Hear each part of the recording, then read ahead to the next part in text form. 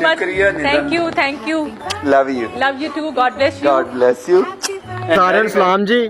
ਤੇ ਇਹ ਵੇਖੋ ਜੀ, ਇਹ ਪਾਸਟਰ ਅਨਵਰ ਫਜ਼ਲ ਸਾਹਿਬ ਨੇ ਤੇ ਇਹ ਨਾਲ ਉਹਨਾਂ ਦੀ ਵਾਈਫ ਨੇ।